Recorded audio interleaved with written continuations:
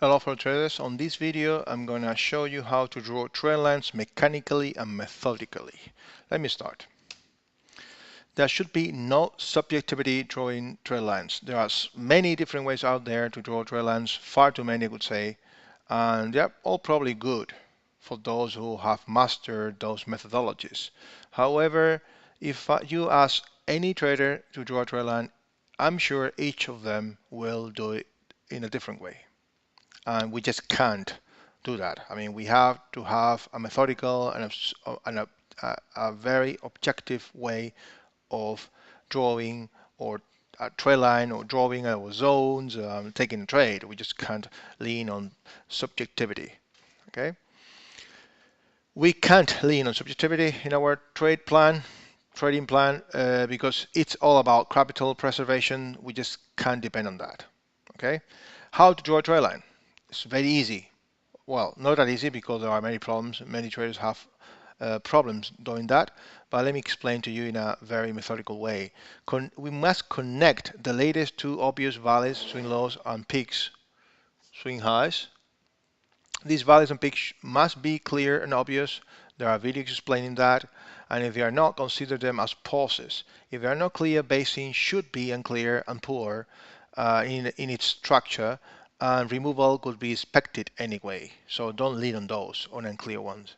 Update the trend line every time there is a new valley or peak, and each time frame has its own trend line independent from other time frames. We need to do a top analysis of at least 3 time frames in our sequence. Okay. Continuation patterns, CPs, will not be used to connect trend lines unless there are 3 or more, and that is overextension, which will be dealt with in another video and lesson. So we're going to look at some examples, but let me explain to you how to draw a bullish trend line. We must be methodical and mechanical.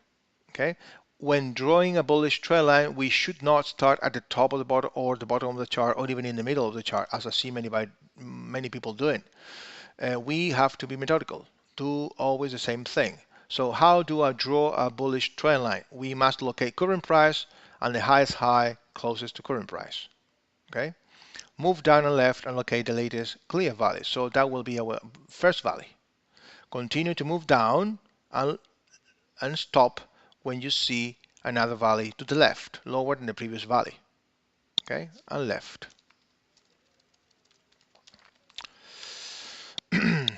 Connect the two valleys with a bullish trend line, and then you must keep on updating the trend line every time there is a new valley whose second leg out makes a higher high than the upper valleys, the first one in the valleys, upper valley's second leg high.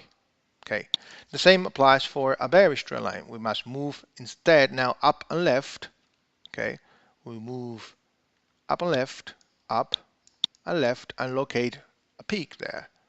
Okay, and we continue to do the same. We're gonna look at some examples here. I have these pair loaded from my previous video, so I'm gonna use this one. Okay, so for a bearish trend line, use the scale function. For a bearish trend line, this is what we must do. Bearish trend line, since it is a bearish trend line, we must start always at the bottom of the chart. We locate current price and we go down and left and locate. Okay, we go here for a bearish trend line. We go up and left. Okay, up and left, and we stop at the pause or peak. We are looking for peaks, so we must consider if we must ask the chart if this here is a peak or a pause. It is clearly a peak, so it is a rally and a drop. So that is our first peak. Okay, then once we have that peak located, we have to keep on moving up and left and stop at another area, another peak, potential peak. Is that a peak? It is a peak because it is a rally based drop which made a lower low here, and then rally drop which made a lower low than the first peak's second leg low. So we should be connecting this trend line. The break of the trend line potentially creates bullish demand area if we consolidate away, and this could happen in 2-3 days. Okay, today is the 29th of May, so it's just 2 days left for the end of the month. Okay, so this is a while long. If we wanted, so this is the latest valid bearish trend line. If we wanted to draw the previous one, then we would have to connect the latest to. This couldn't be. Okay, this would be the latest one. We go up and left and we stop. Is this a pause or a peak? It is a peak, a pause. So we don't use it. Remember, we do not use CPs to connect trend lines because they are continuation patterns. They do not create trends. Okay, so we must continue to move higher and locate another pattern. Is that a peak or a pause? This is a peak, so this is our second peak. This is the first one. This is the second one. If this price action did not exist, okay, and this was a lower low, we could connect this trend line like that. Okay, but this trend line wouldn't be valid because it didn't make a lower low there. Okay, it didn't. So we couldn't make a lower low. But if it made a lower low, then the second leg out low, then we would connect it like that. However, rules do not allow that because we want a lower low than the previous peak. Okay, that will be the last trend line, bearish trend line valid. So for the bullish trend line, we need to locate current price and go to the highest high, which is here to the left, and that is that one. Okay, this one. So we go down left. This is a fairly easy candle. We have one valley here. So there is not another valley here on the left. We can continue here, must continue here, and we will locate another valley. So could we draw that trend line? Okay, no, we couldn't. Why? Because the highest high made by all this rally is right there, and this valley didn't make a high, so we just can't do that. Okay, we can't do that. So we have to continue drawing trend lines because we see that the price actions are doing like that and not doing like this. It's not creating new valleys. So let's try and draw the previous bearish trend line until we see a valid bullish trend line. So we have bearish trend line. We start at the bottom. Okay, we go up and left. Is this a peak? Yes, it is. It is a rally-based drop. So this is our first peak. So we continue to move up and left. Is this a peak? Rally, drop. It is. So this is our second peak. We could draw that trend line. That trend line would create that area supply, and this one created this one. Okay. If we continue to move higher, up and left, is this a peak? Yes, it is. So we could connect previously. If this price action didn't exist, we could connect this trend line like that. And that would be valid because the low of the first peak is this. And right there, we made a lower low than the first peak's second leg. Whereas here, okay, here and there, this low wasn't made there, it was made there. So we should connect these two. So this is the latest bearish trend line previous to this one. Okay, so now we go here for a bullish trend line. It looks like there are some peaks, valleys here, sorry, on the bottom. So in order to draw the trend line, we just don't do this, like from here to here, at the bottom. We always start for a bearish trend line at the bottom and for a bullish trend line at the top. We locate the latest one and then we go work our way down to the left. So is this a valley? We move down and left. Is this a valley? Yes, this one is a clear valley. This is unclear.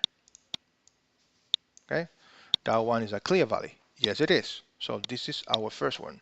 So we move left and we found a pause, rally-based rally. This is not. We don't use CPs for connecting valleys or peaks. Then we continue to move down and left, and we stop at another pattern here. And this is a clear drop rally. So we have our second here, first and second. Therefore, we should be connecting these two valleys.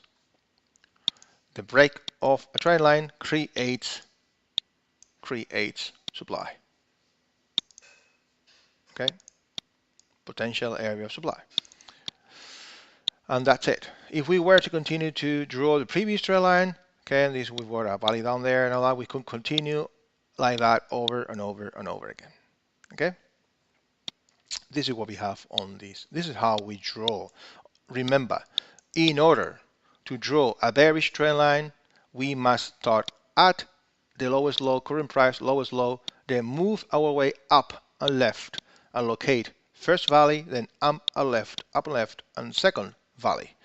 The second peak must make a lower low than the first peak's second leg low.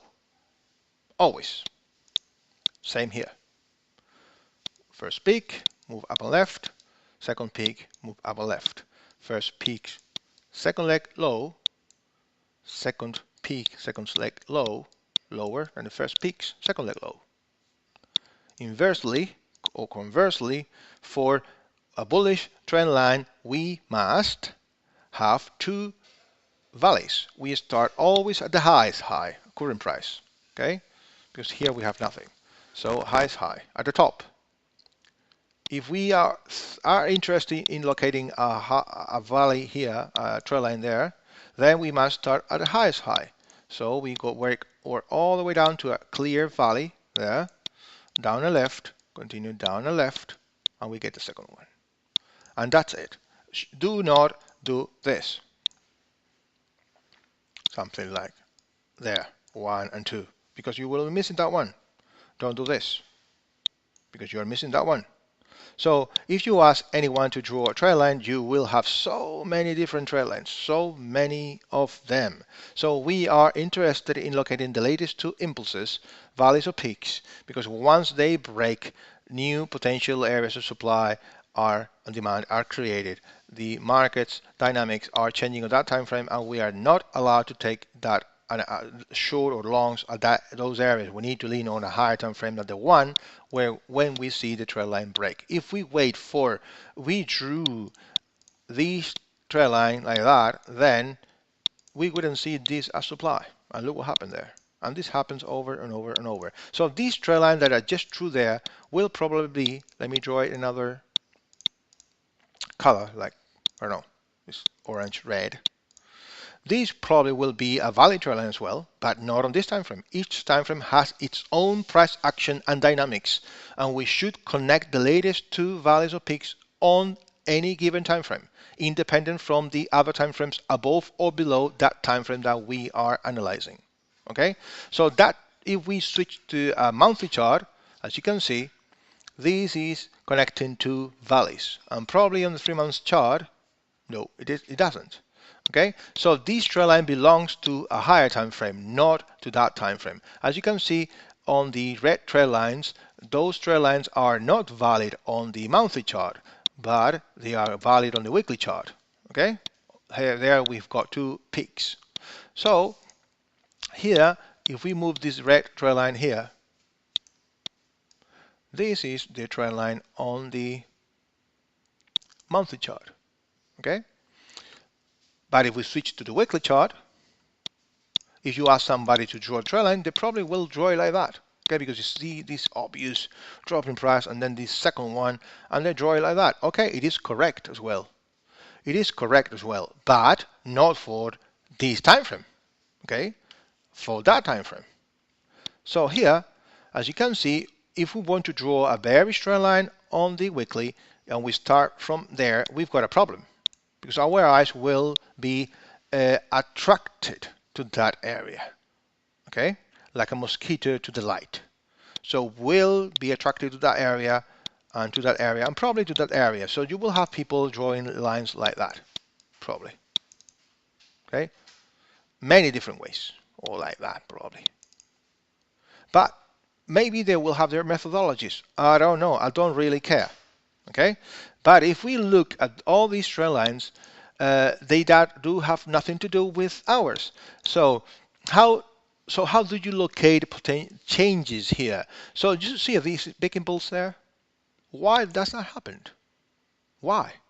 If price is dropping, impulse down, retracement, correction, impulse down, correction, impulse down, correction, impulse down, and then now an impulse bigger than the previous impulse. Come on, there's something wrong here. But if you draw trend lines like that, then you will never know if price action is changing or not. You must have other strategies, maybe indicators telling you that price is oversold here. I don't need any indicator to tell me this is oversold. It is oversold after all this. Okay? So we must lean on the latest impulses in order to connect the trend line, the latest two peaks or valleys, clear ones. Because the break of them, if we have stronger impulses than the previous impulses, there is something wrong. Houston, we've got a problem there. So in order to draw a bearish trend line, we look at the lowest low. Always, not from the highest high, and the lowest low for a bearish trend line. And we work all our way back to the top. We stop when we see a pattern, and these patterns are usually the bearish engulfing pattern, prism patterns or dark cloud cover, evening star, and Marubozu, and all that, okay? And Haramis, 4 or 5 patterns. Here, it's an obvious peak, okay? Basin there is very poor with spec removal. So we've got our first one here, first peak. Now we continue to move higher, CP. Nothing, nothing, nothing, nothing. We stop. This is a drop base drop. This is not possible. And there we are. Rally, drop. So we've got the second one there. So we connect this one with this one. Not this one with this one. This is the third. This is the fourth. This is the fifth. This is the sixth. Okay? We do not connect the sixth with the second. Or the fifth with the second. No way, my friend. We must connect the latest two. When we connect the latest two, okay, then we get this. Like that. And new area of demand created. If you wait for any of these trend lines to be broken in order to give you a sort of signal that something is changing, you will be too late. Okay? Too late. This is a monthly, weekly while on, probably in a monthly area of demand as well, and price is starting to move higher. Weekly out of alignment counter trend is possible if price action to the left is poor. Okay, as explained in the rules. So remember, we must always connect the latest two valleys and peaks because we want to connect the latest impulses. If a new impulse is stronger than a previous impulse, in a bearish market, then we've got a problem. We want, in a downtrend, we want impulses down, and in an uptrend, we want impulses up. If in a downtrend we start having impulses down, and suddenly we have a strong impulse up, first one, only one, that is stronger than the first impulse down, we've got a problem. But if we connect a not too steep trend line like that, you will never know why is this changing. Why is this changing? And that's the logic behind it. Okay? So bear that in mind, my friend. Okay, and that's everything. This is how to draw trend lines mechanically and methodically connecting the latest two impulses. Have a great day. Bye-bye.